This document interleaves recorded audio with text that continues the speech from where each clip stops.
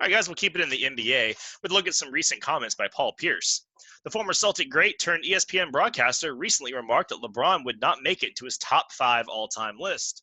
The comments drew swift criticism across the board, and they do fall in line with some other remarks Pierce has made recently. Kendrick Perkins, his former teammate, has said his comments stem from a dislike of LeBron, while others think his comments have a little bit of merit. So, Drink, what do you think, man? Is Paul Pierce speaking some truth, or is this just blasphemy?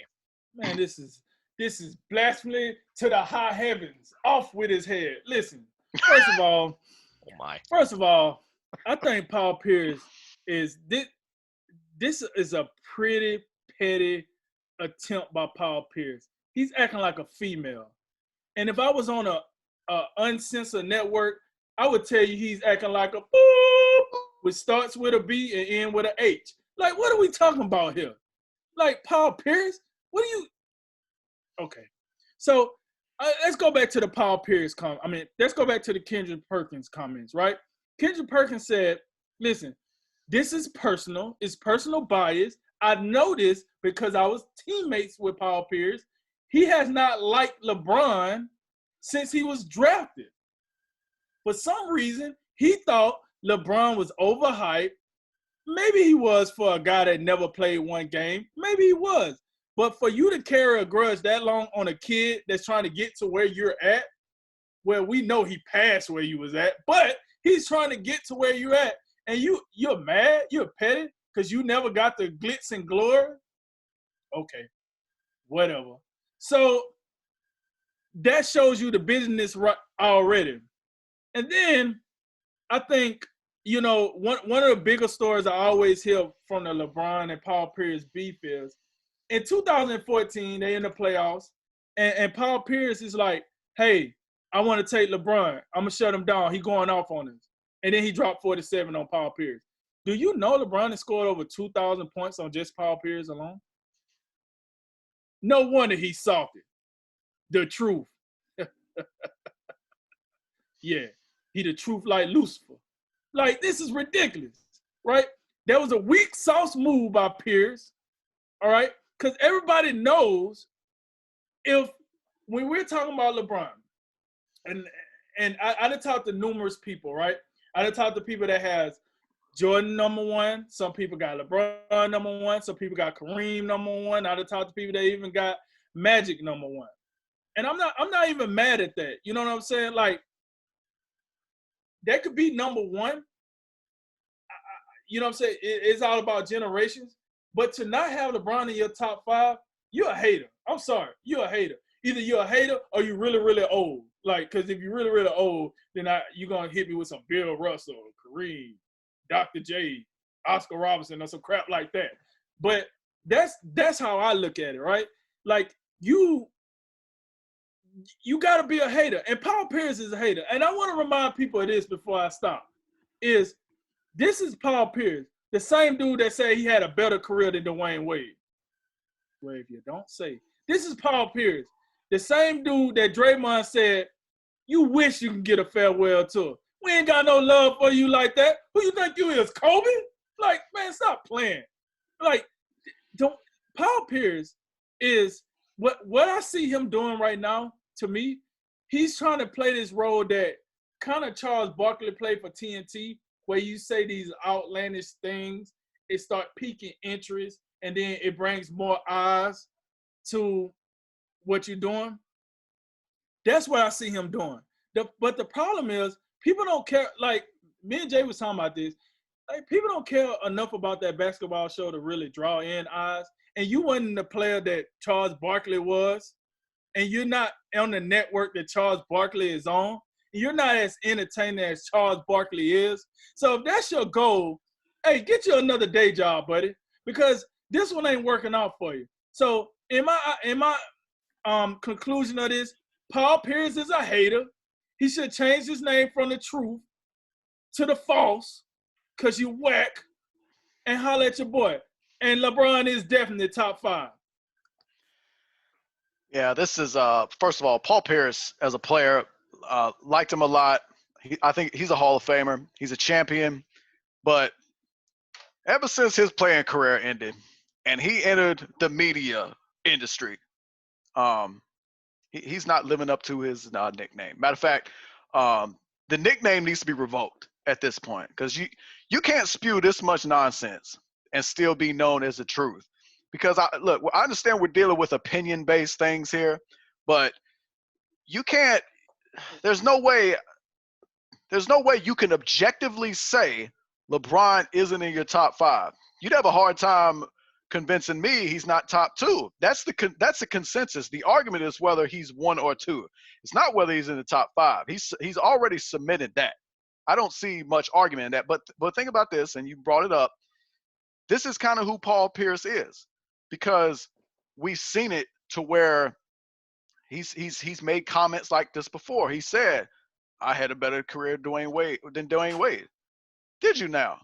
Because when we lined up the resumes, we didn't see it that way. So we know what it is. It's almost what we talked about in the last segment. You mad, you salty, you had the big 3, you won a ring, and then the Heat one-upped you with their big 3 with Wade, LeBron, and Bosh, and they was better than you. They knocked you out the playoffs 2 straight years, and they kept you from getting more rings. So, and it's not to where you look at his top 5, you got Michael, Kareem, Bill Russell, Magic, Kobe. It's not that it's a terrible top 5 because all of those were great players. We had all of them in our top 10s that we ran last week, but LeBron has to be in there somewhere. It just defies reasoning when you talk about all the factors that matter: rings, stats, awards, everything. You add it all up, you put it side by side. There's just no way he can't not be in your top 5, and it doesn't make a whole lot of sense. It defies logic. And then if your approach is to be outlandish and just say ridiculous things, then this is my problem with people like this in the media that just say things for ratings and to stir up stuff. I mean, I just don't find him all that entertaining. I can't remember the last time I watched with pleasure an NBA countdown or an NBA on ESPN halftime show and was like, man, you know what? Paul Pierce, yeah, he really thought provoking today. He's saying a lot of sense. He really broke that down really well. He's saying he making a whole lot of sense today. No, he never said nothing that I found thought provoking. That made me say, that was a good point, Paul. Yeah, he did. You were thought provoking. I don't know if that was a good point, but remember he said that series was over between Boston and was it Boston and Milwaukee? Oh, after one game. Another ridiculous comment. That was thought provoking. Yeah, you're right on thought provoking, but yeah, it's just, I don't know. You need to redefine your approach, Paul, because at this point I don't know why ESPN wasting their time keeping him around. The worldwide leader in sports, is it the worldwide leader in sports or the worldwide leader in nonsense? Yeah, I think you're looking at a thing that really highlights just all this wildness that Pierce has been saying in this little broadcast career adventure so far. And look, the LeBron not top 5 thing, it's not really defensible, like y'all said. You made great points about it.